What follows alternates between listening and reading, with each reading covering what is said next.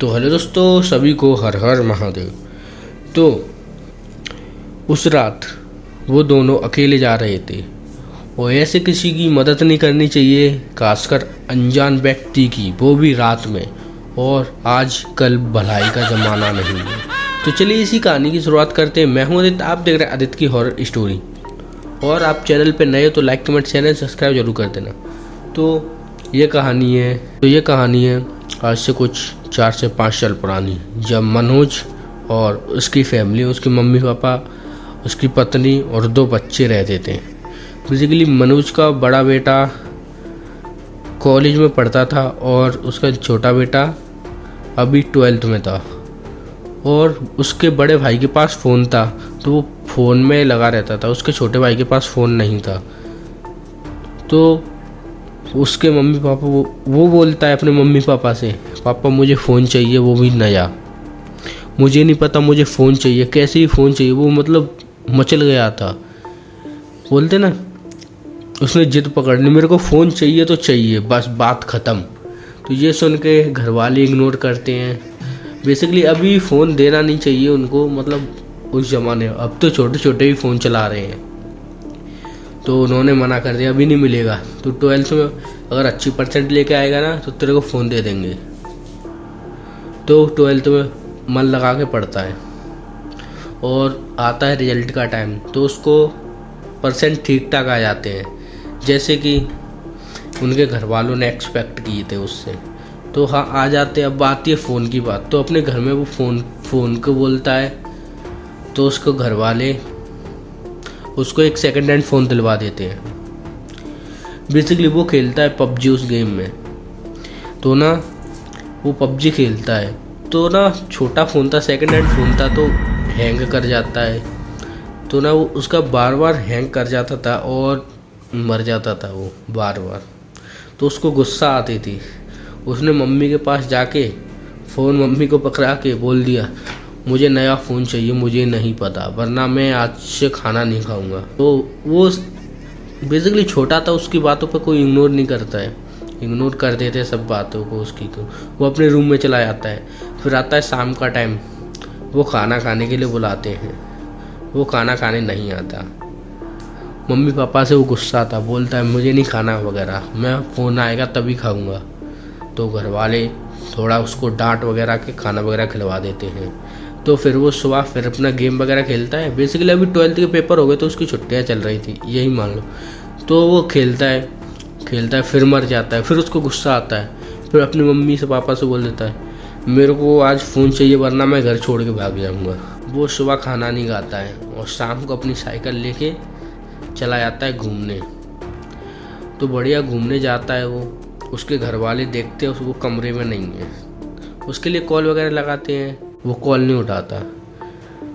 फिर उनके mummy papa को चिंता होने लगती है। फिर धीरे धीरे वो रात के 10 बज जाते हैं।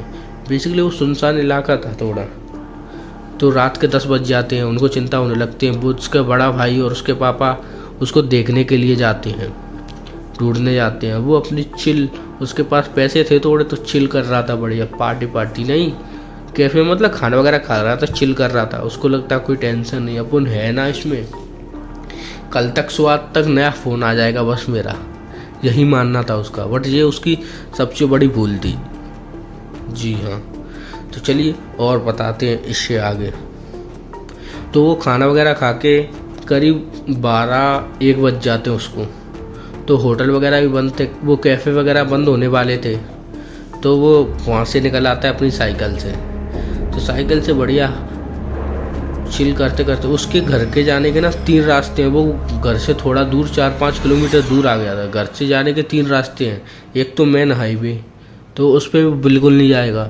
वो सोच रहा था उससे जाऊँगा तो पापा वगैरह भैया वगैरह देख लेंगे। दूसरा था उसका एक और रास्ता, तीसरा एक और रास्ता। तो दूसरा रास्ता थोड़ा सेफ था, तो सोच रहा था कि इससे, मतलब वो चलती फिरती रोड थी, तो बोल रहा इससे अगर जाऊंगा तो भी देख लेंगे। तीसरा रास्ता था बिल्कुल खाली सुनसान, बोला इस रास्ते से जाऊंगा मैं। और उस रास्ते में थोड़े कब्रिस्तान भी वगैरह मिलता है उसको, तो उसी रास्ते से गया। वो कभी उस रास्ते से 1-2 बार ही गया, तो वो भी दिन में, रात में वो कभी नहीं गया। उस रास्ते से आता है तो वो पहुंच जाता है कब्रिस्तान के सामने। वो थोड़ी कच्ची सड़क थी, वो पहुंच जाता है उसके सामने। तो जैसे ही वो कब्रिस्तान के सामने आता है, उसकी चेन टूट जाती है। उसके फ़ोन था, वो देखता है, चेन वगैरह चढ़ाता है। चेन चढ़ा के जैसे ही वो आगे बढ़ता है, तो उसे लगता है, साइकिल चलाता है तो उसे लगता है साइकिल की चेन बहुत टाइट हो गई है। वो थोड़ा बच्चा ही था, उसको पता नहीं था, मतलब डरता नहीं था, थोड़ा थोड़ा महसूस हो रहा था। उसके मम्मी पापा ने बताया उस रास्ते पर मत जाना, वह रास्ता अच्छा नहीं है। फिर भी वो उसी रास्ते से जा रहा था। तो उसको लगा कि चेन टाइट हो गई है मेरी, और पीछे मतलब उसको लग रहा था कि उसकी साइकिल पे कोई बैठ गया है। बैठा नहीं था, बट बैठ गया ऐसा लग रहा था। उसकी साइकिल बहुत तेज चल रही थी, बहुत टाइट। फिर उसको ऐसा लगा मैंने इस रास्ते पे आके गलती कर दी है। बेसिकली वो सुनसान घाट के सामने ही था।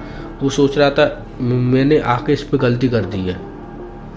तो अब आ तो गया ही, आप बोल आप चलो थोड़ा दूर और वहाँ से मैं एक चक्कर मार के फिर मेन रोड पे चला जाऊँगा, उधर ही घूमूंगा मैं। तो वो जा रहा था। फिर उसको आगे वो शमशान घाट है, उसके कॉर्नर पे एक बड़ा सा पेड़ है, शायद पीपल का पेड़, बहुत बड़ा सा। तो उसके पीछे नहीं, उसके नीचे ही 2 बच्चे बैठे हैं, ज़्यादा बड़े नहीं, उससे थोड़े बड़े बच्चे बैठे हैं। वो अब एक छोटा एक बड़ा, वो देख रहे हैं, इसी को देख रहे हैं। बोल रहे हैं भैया मुझे आगे तक छोड़ दो। वो ना मेरे मम्मी पापा पता नहीं कहाँ चले गए, मैं रास्ता भूल गया, मुझे आगे तक छोड़ दो, मैं अपने आप चला जाऊँगा। तो वो बच्चे इससे बोलते हैं। ये थोड़ा सोचता है, इस सुनसान इलाके में कोई नहीं दिख रहा, ये 2 बच्चे कहाँ से आए। ये मन में सोचता है कि उनकी हेल्प कर दूँ। फिर उसकी मम्मी का उसे वो बात याद आई जो उनकी मम्मी पापा ने उससे बोली थी कि इस रास्ते में भूत वगैरह फिरते हैं और वो मदद के लिए बोलते हैं और उनके पीछे पड़ जाते, उन्हें मार डालते हैं। ये बात जैसे उसको याद आई, वो उनके पास जा रहा था पहले, बट फिर उनके पास नहीं गया। वो अपनी साइकिल चला के सीधा जा रहा था। फिर और आगे गया। फिर उसको ना ऐसे लाइन से, वो रोड थी, दोनों बगल पेड़ थे उसके, तो कच्चा रास्ता था थोड़ा। तो इस साइड पेड़ पे एक बूढ़ी दादी बोले अम्मा, तो वो ना उधर मतलब दर्द से बैठी थी, उनके घुटनों में दर्द था। रियल वाली दादी नहीं भाई, समझो। तो ना इससे बोलते बेटा, मतलब ये थोड़ा आगे निकल गया था, इसने पीछे मुड़ के देखा किसके बारे में। बोलते बेटा मेरी मदद कर दे, मैं ना इधर रास्ते से जा रही थी तो अंधेरा था, तो मैं फिसल गई तो गिर गई। बेटा मदद कर दे मेरी, मुझे आगे तक छोड़ दे, मैं तुम्हारा बहुत उपकार करूँगी। ये सोच रहा था कि मैं मदद करूँ या नहीं करूँ। फिर ये इन सब बातों को इग्नोर करता है और आगे बढ़ने लगता है। आगे बढ़ता है तो पीछे देखता है कि बच्चे और वो दादी इन्हीं को देख रहे हैं, खड़े होके घूर रही हैं इनको। तो इन सब की बातों को इग्नोर करता है, सीधे जाते जाता है और ये आ जाता है मेन हाईवे पे आके ये सीधा रोड से जाता है। फिर देखता है क्या कि वहाँ पे एक होटल है, होटल के बाहर एक एक्सीडेंट हुआ है। जी हाँ, एक्सीडेंट हुआ है। और वो उधर जाता है, सोचता है कि थोड़ा टाइम पास वगैरह कर लूँ, पता नहीं क्या हो गया, इधर देख के आता हूँ। तो देखता है तो इसकी आंखें फटी की फटी रह जाती हैं। ये वही दोनों बच्चे और वही दादी थी जो अभी देख के आ जाए। ये देख के हक्का बक्का बावला सा हो जाता है और सीधा घर के लिए निकलता है।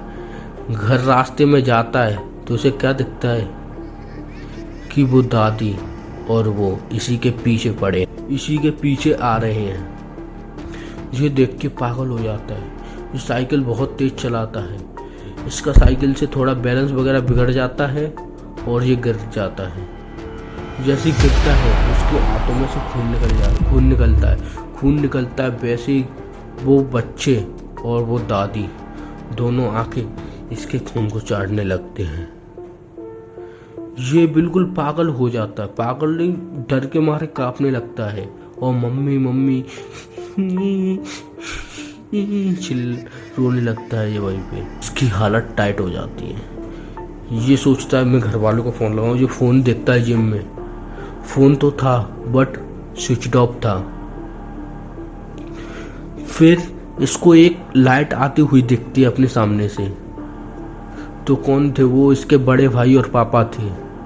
ये अपने पापा और बड़े भाई की आवाज़ सुनता है, राघव राघव बेटा कहाँ हो तुम? ये सुनता है तो उसको थोड़ी राहत मिलती है। तो उसके पापा और उसका बड़ा भाई इसके पास आते हैं और देखते हैं कि ये क्या हो गया। इसको उठा के घर पे ले जाते हैं और थोड़ी मतलब ज़्यादा चोट नहीं थी बट फिर भी थी, तो पट्टी वगैरह कर देते हैं और घर पे ही और पूछते हैं बेटा क्या हुआ, कैसे लग गई तुम्हें, और घर जाने से क्यों जाना था तुमने घर छोड़ के। तो वो उसको अभी होश नहीं था, खाना वगैरह खिला के वो सो जाता है। तो उसको वही सपने आते रात में कि कोई दादी आ रही है, उसको नार पकड़ रही है, दो बच्चे खींच रहे ले जा रहे हैं फलाना ठिकाना। तो वो रोने लगता है। ज़्यादा बड़ा ही नहीं था, मतलब समझो 17 का भी नहीं था, 15-16 साल का बच्चा था समझो तुम। तो बस वही सपने आ रहे हैं। वो अपनी मम्मी से बोल रहा है मम्मी मम्मी बचाओ मुझे, वो 2 लड़की दादी मुझे ले जा रही हैं। वो मम्मी उसकी बात को थोड़ा सीरियसली लेती है बट पापा और उसका भाई इग्नोर करता है, सोचता है डर गया होगा रात में। फिर वो अपनी मम्मी को पूरी बात बताता है जो हुई वो कि उसके साथ कुछ ऐसा होता है कि वो रात में लिटरली अलग अलग हरकतें करने लगता है। कभी अपने हाथ को ही काट के उसमें से खून पी रहा था, कभी अपने शरीर को नोचता है, कभी तो अपने गला दबाता है। इसके घर वाले परेशान, उस दूसरी रात को करता है बेसिकली घर वाले परेशान। वो रात में मतलब कंट्रोल नहीं होता है। वो अपने डॉक्टर को फ़ोन लगाता है, उनके पापा डॉक्टर को फ़ोन लगाते हैं और पुजारी को फ़ोन लगाते हैं, वो दोनों आ जाते हैं। बेसिकली उनके बगल में वो था क्या बोलते मंदिर, तो मंदिर के पुजारी से उनकी थोड़ी पहचान थी, तो वो आ जाते हैं रूम उनके घर में। तो वो देख के ही बता देते हैं इसको क्या क्या हुआ है। तो वो थोड़ा मंत्र वगैरह करते हैं तो थोड़ा कंट्रोल हो जाता है, ये कंट्रोल हो जाता है। तो बोलते हैं अभी तो ठीक है ये, बट सुबह इसके लिए मंदिर जाना पड़ेगा, बड़े पुजारी के पास जाना पड़ेगा। तो वो एक शिव जी का मंदिर बता देते हैं, थोड़ा वो आउटर साइड था, तो वो सुबह तक वेट तो नहीं करते बट उसी को गाड़ी में बिठाल के ले जाते हैं मंदिर में। सुबह वो पहुँच जाते हैं और अब उसकी मतलब ये बोलते हैं ये, और थोड़ी पूजा पाठ वगैरह करते हैं और उसके घर वाले भी अब पूजा पाठ थोड़ा ज़्यादा करने लगते हैं और अभी वो ठीक है। तो किसी भी चीज़ के लिए घर वालों से जिद नहीं करना चाहिए। और रात में बेसिकली आजकल ज़माना नहीं है सुनसान इलाकों में जाने का, घर वाले मना करते हैं तो उस इलाके में तो बिल्कुल नहीं जाना चाहिए, क्योंकि मम्मी पापा आपकी भलाई चाहते हैं और कुछ नहीं। तो चलिए वीडियो यहीं तक थी। अगर वीडियो आपको अच्छी लगी तो चैनल को लाइक कमेंट शेयर सब्सक्राइब जरूर कर देना।